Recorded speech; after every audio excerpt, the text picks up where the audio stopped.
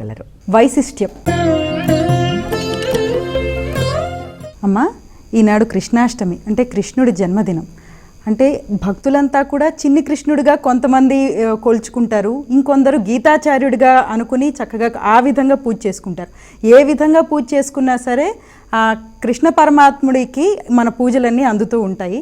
మరి ఈనాటి వైశిష్ట్యంలో భాగంగా కృష్ణుడి గురించి మాకు తెలియజేస్తారమ్మా?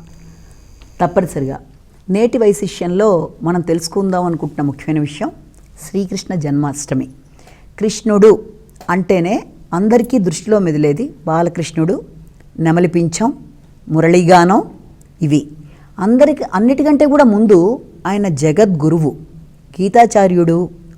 గీతతో పాటు ఉద్ధవ గీత మొదలైనవన్నీ మనకి చెప్పిన పురాణ పురుషుడు. ఆయన గురువు యొక్క వైశిష్యాన్ని మనకి చాలా చక్కటి మాటల్లో చెప్పారు. అంటే ప్రతి వ్యక్తికి జీవితంలో కావలసింది గురువు. గురువు గనక ఉంటే దైవానికన్నా గురువు మిన్న అని గురు చరిత్రలోనే చెప్పడం జరిగింది. ఏ రకంగా మనం ఏదైనా ఒక కోరిక కోరినప్పుడు, భగవంతుడిని ఆశించి మనం కోరిక కోరినప్పుడు ఏం జరుగుతుంది? వెంటనే భగవంతుడు మనకి వరాలు ఇవ్వడం జరిగిపోతుంది. అందులో ఏది కరెక్ట్, ఎలా అడుగుతున్నామో తెలియకుండా చాలా రకాలుగా ఇప్పుడు భస్మాసురుడు కోరుకున్న కోరిక వల్ల ఆయనకి ఎంత ప్రమాదం జరిగింది. అలాగే విశ్వామిత్రుడు కోరుకొని ఆయన యొక్క అనేక రకాలైన యొక్క అస్త్రాలు కోరుకొని కూడా ఆయన వాటిని ఉపయోగించుకోకుండా శ్రీరాముడికి ఇచ్చేశాడు.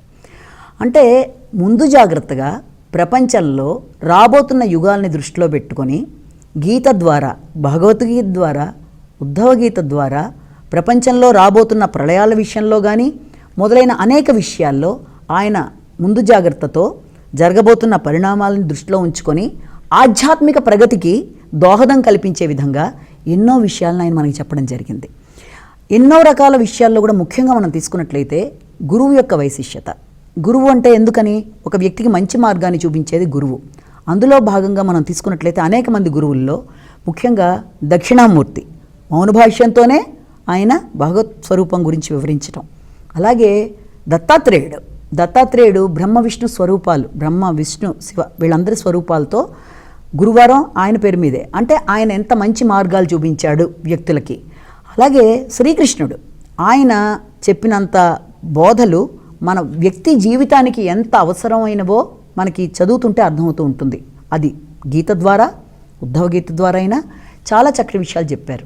అయితే ఇలాంటివన్నీ చెప్తూ వచ్చి ఆయన మనిషి రూపంలోకి వచ్చిన భగవంతుడిగా సాందీపుని దగ్గర విద్య నేర్చుకొని, తెలిసిన విద్యల్ని మళ్ళీ నేర్చుకుని 64 కళల్లోనూ ఆయన సిద్ధాస్తుడే. ఉజ్జయినిలో ఉంది ఇప్పటికీ సాందీపుని ఆశ్రమం, అక్కడ ఆయన నేర్చుకున్నాడు. ఆ తర్వాత రామ అవతారంలోకి వచ్చేటప్పటికి మళ్ళీ ఆయన ఈ వశిష్ఠుడి దగ్గర విద్యలన్నీ నేర్చుకున్నారు. అంటే వ్యక్తికి గురువు యొక్క ఇంపార్టెన్స్ ఎంత ముఖ్యం, గురువు ద్వారా తెలుసుకొని దాని ప్రకారం వెళ్ళిన వ్యక్తికి మంచి జరుగుతుంది అన్నదానికి కూడా మనం చూసుకున్నట్లయితే ఎన్నో పురాణాల్లో కథలు కూడా ఉన్నాయి దానికి సంబంధించి. కాబట్టి వ్యక్తులకి జీవితంలో గురువు ఇంపార్టెన్స్ గురించి చెప్పింది మనకి శ్రీకృష్ణుడు. అంతేకాకుండా ముఖ్యంగా ఈ కృష్ణాష్టమి అన్న విషయాన్ని కూడా మనం పరిగణలోకి తీసుకున్నప్పుడు ఆయన రాత్రి పుట్టారు, అది చంద్రవంశం కాబట్టి రాత్రి సంబంధించిన విషయంలో. ఇంకొకటి కనుక మనం చూసినట్లయితే శ్రీకృష్ణుడి యొక్క లీలలు, మహిమలు ఎవరికీ అర్థం కావు. ఆయన తత్వం ఎవరికీ అర్థం కాదు. ఎందుకు ఏ పని చేశారో తెలియకపోయినా ప్రతిదానికి ఒక మహిమ అనేది శ్రీకృష్ణుడి విషయంలో ఖచ్చితంగా ఉంటుంది. ఇక్కడ ఉన్న వ్యక్తి ఇంకో చోట ఇంకొక విషయంలో చేయగలరు అన్నది కూడా మన శ్రీకృష్ణుని చూస్తే మనం ఎన్నో విషయాల్లో, ఎన్నో కథల్లో మనం తెలుసుకుంటూ వస్తాం. చాలా మంచి విషయాలు, వ్యక్తి మనుగడకి ఏది అవసరమో. చివరిగా ఆయన ఉద్ధవ గీతలో కూడా ఒక మాట అంటారు. ఏంటంటే ఒక వ్యక్తి ఎన్నో పూజలు, దాంతోపాటుగా ఈ హోమాలు, యజ్ఞాలు, యాగాలు, నోములు, వ్రతాలు ఎన్ని చేసినా కూడా సాటి వ్యక్తి మీద ఆ వ్యక్తిని భయపెట్టని విధంగా, అంటే అభయం ఇచ్చేట్టుగా ఉంటే మాత్రం ఆ అభయం ఇచ్చే ఆ రకమైన మనస్తత్వం అనే దాని ముందు ఇవన్నీ కూడా 16వ వంతే అని కూడా ఆయన చెప్పడం జరిగింది. అంటే ఎప్పుడూ కూడా మనం ఒక వ్యక్తికి అభయం ఇచ్చేట్టుగా ఉండాలి అన్నది ఒకటి దాంట్లో మనకి తెలుస్తుంది. అంతేకాకుండా కృష్ణాష్టమి రాగానే చాలామంది పిల్లల్ని కృష్ణుడి దాని ప్రకారం తయారు చేస్తారు. చిన్నపిల్లల్ని కృష్ణుడి యొక్క దైవిక శక్తులు పిల్లల్లో చూడడం, దైవంతో ఏకాత్మ భావన. అంటే చూడంగానే ఒక భగవంతుడు మనం వేరు కాదు, ఒకటే ఏకాత్మ భావన అన్న విధానం ఒకటి. రెండోది భగవంతుడి దైవిక శక్తుల్ని మనలో మనం డెవలప్ చేసుకోవాలి అన్న విధానంలో ఒకటి. ఇవన్నీ అంటారు. అలాగే ఆయన ఒకవేళ వెన్న దొంగిలించినా లేకపోతే ఆయన ఏది చేసినా ప్రతిదానికి ఒక పరమార్థం అనేది ఖచ్చితంగా ఉంది. అది ఇతరులలో దైవిక శక్తిని పెంపొందించే విధంగా మనం అనుకోవచ్చు. రాత్రి పుట్టడం అంటే దాని ఉద్దేశం ఏంటి అంటే వ్యక్తులలో వ్యక్తి మనకు అర్థం కారు అంత తొందరగా అన్నది కృష్ణుడు. మధ్యాహ్నం పుట్టిన శ్రీరామచంద్రుడిని తీసుకున్నట్లయితే ఆయన జీవితం తెరిచిన పుస్తకం, అంటే క్లియర్గా మనకు అన్నీ తెలుస్తాయి. కానీ కృష్ణుడు ఎప్పుడు ఏం చేస్తారు అన్నది ఎవరికి అర్థం కాని ఒక ఇదిగానే ఉండిపోతుంది. ఆయన చెప్పిన నీతుల్లోనైనా సూత్రాల్లోనైనా వ్యక్తి అభివృద్ధి చెందడానికి ఆయన చెప్పిన మార్గాలు అందరూ పాటించుతూనే వస్తున్నారు. నెమలి పింఛాన్ని ఆయన ధరిస్తాడు. నెమలి పింఛం అంటే ఏంటి? కృష్ణుడు అంటేనే ఆకర్షణకి చిహ్నం. నెమలి పింఛం, నీలం రంగు ఇవన్నీ ఏంటంటే భౌతికమైన సౌకర్యాల గురించి చెప్పడం.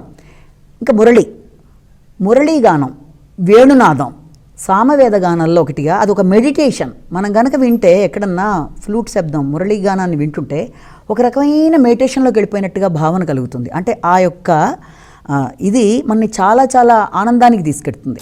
కాబట్టి కృష్ణాష్టమి నాడు మనకు ఆయన నేర్పించేది ఏంటి అంటే ఆయన్ని అందరూ కూడా ఎవరు ఏ భావనలో చూస్తే ఆ భావనలో కనబడతాడు. ఇప్పుడు చూస్తున్న వాళ్ళకి ఒక తల్లిలా భావిస్తే తల్లికి ఎలా కనబడాలో అలాగే కనబడతాడు ఆయన. అలాగే ఆయన ఒక స్నేహితుడిగా, భక్తులకి ఆయన ఒక కటాక్షం ఇచ్చే వ్యక్తిగా ఎన్ని రకాలుగా ఆయన కనబడాలో అన్ని విధాలుగా కనబడడం, అంతా ఊరువాడలా దేశవ్యాప్తంగా ప్రపంచవ్యాప్తంగా ఆయనకి ఎన్ని రకాలైన ప్రధానమైన దేవాలయాలు కానీ లేకపోతే ఆయనకు సంబంధించి ఎన్ని చోట్ల ఈ రోజున రంగరంగ వైభవంగా అసలు చాలా చక్కగా విధానంగా అందరూ చిన్నపిల్లలందరూ కూడా చూస్తే ప్రతి చోట ఇంతమంది కృష్ణుళ్ళు ఒకే చోట పోగయ్యారా అన్న విధంగా సాంస్కృతిక సంస్థల వాళ్ళు కానీ ఇళ్లల్లో తల్లులు కానీ, ఎందుకంటే తల్లికి కూడా ఈరోజు నైవేద్యంలో ఇంకో ఇంపార్టెన్స్ ఏంటంటే తల్లికి సంబంధించిన విధంగా కూడా దాన్ని కాయం అంటారు. అంటే మినపప్పుని వేయించి పంచదారతో కలిపి నెయ్యి వేసి అది బాలింతలు తినేది ఒకటి ఉంటుంది, దాన్ని కాయం అంటారు. అది నైవేద్యం. అంటే తల్లికి ఎంత ప్రాధాన్యత ఆయన ఇచ్చాడు అన్నది కూడా మనం చూడాలి. తల్లి మాటని జవదాటకుండా ఆయన లీలలు ఎంత చెప్పినా తక్కువే, ఏం మాట్లాడినా తక్కువే. అది ఇంకొక రోజు కూడా పోస్ట్ పోన్ అవుతుంది. అంటే ఇక్కడ ఇది ఇక ఈ రోజున చేసే అతి ముఖ్యమైన కార్యక్రమాల్లో దహి అవన్నీ ఇంకా రెండో రోజున చేస్తారు. ముఖ్యమైన దాంట్లో ఏంటి, ఆయన సంబంధించిన ప్రధానమైన దేవాలయాలు ఈ రోజున ఆయనకి ఎక్కడెక్కడ ప్రపంచవ్యాప్తంగా ఏ పేర్లుగా పిలుస్తారు. మహారాష్ట్రలో విఠలుడు, అలాగే మనకి రాజస్థాన్లో శ్రీనాథ్జీ ఆయన పిలిచే పేర్లు, అలాగే ఉడిపిలో చిన్ని కృష్ణయ్య, అలాగే గురువాయూరులో గురువాయూరప్ప. ఏ ప్లేస్లోకి వెళ్ళినా అన్నీ ఆయన రూపాలే. ఎన్ని రకాలుగా వ్యక్తిని సమాధానాన్ని మనం మనసులో అనుకుంటున్న భావనని ఆయనతో తదేత్మక్యం పొందిన వ్యక్తులకి తప్ప అది ఎలా ఉంటుంది అన్నది విశదీకరించి చెప్పడం కూడా అనుభవించిన వాళ్ళకి తప్ప అర్థం కాదు. అంటే రకరకాల లీలలతో వ్యక్తులకి సహకరిస్తూ వ్యక్తులలో వ్యక్తిగా మానవ రూపంలో వచ్చి ఎవరెవరికి ఏ రకమైన అవసరాలు కావాలో ముందు ఒక అన్ని రకాలు ఆయనలో వ్యక్తుల మనసును అర్థం చేసుకోవడంలో కానీ, ఒక వేణుగానంలో కానీ, ఒక సహాయ సహకారాల్లో కానీ, ఒక భగవద్గీత బోధించటంలో కానీ ఒక గురువుగా ఆయన చిరస్థాయిగా నిలిచిపోయాడు. అంటే జగద్గురువుగా ఆయన నేర్పిన బోధ, ఆ గీత ఎటర్నల్. దాంట్లో ప్రతిదీ కూడా అది కేవలం ఆయన అర్జునుడికి చెప్పినట్టు కాదు. ఒక వ్యక్తి ఏ విషయంలో ఉన్నా భయపడుతున్నా దాన్ని ఎలా ఆపాలి, భక్తి యోగం, జ్ఞానయోగం, కర్మయోగం, ఆ యోగాలు అన్ని రకాలు ఉన్నాయి. ప్రతి చాప్టర్ గురించి వివరంగా దాని యొక్క కన్క్లూజను అది గనక చదివిన వ్యక్తికి జీవితంలో డిటాచ్మెంట్ కాదు అక్కడ ఆయన నేర్పించింది. అటాచ్డ్గా ఉన్న విషయాలు ఎలాగా, అసలు జీవితం అంటే ఏంటి, దేనికి మనం ఎలాగ ఎదురీదాలి అన్నవన్నీ కూడా చాలా సులభతరంలో ఆయన మనకి నేర్పించడం, ఇవన్నీ చూస్తాం. అందరికీ కూడా కృష్ణుడు నేర్పించిన బోధల్లో సారాంశం ప్రతి ఒక్కరూ ఆచరించదగింది, అవసరమైంది, జరగబోయే విపత్తుల గురించి ఆయన ఆధ్యాత్మిక ప్రగతి కోసం ఎలా వ్యక్తి ముందుకెళ్లాలో, ఎలా ధైర్యంగా ప్రవర్తించాలో అన్ని విషయాల్ని కూలంకషంగా చెప్పి అది వ్యక్తులు పాటించే విధంగా ఆయన వ్యక్తిని టర్న్ చేయడమే ఆయన గొప్పతనం. సమస్త మానవాళికి ఆచరణీయమని తెలియజేస్తూనే గురువు యొక్క వైశిష్ట్యాన్ని కూడా చాలా చక్కగా తెలియజేశారు. కృష్ణాష్టమి సందర్భంగా కృష్ణుడి యొక్క వైభవాన్ని మీ మాటల్లో వినడం మా యొక్క ధన్యులమయ్యామని చెప్పవచ్చు. ధన్యవాదాలమ్మా. నమస్కారం. ఇది ఈనాటి మన శుభదినం కార్యక్రమం. మరొక్కసారి వనితా టీవీ ప్రేక్షకులకు కృష్ణాష్టమి శుభాకాంక్షలు తెలియజేసుకుంటూ మరో కార్యక్రమంలో మళ్ళీ కలుసుకుందాం. అంతవరకు సెలవు. నమస్కారం.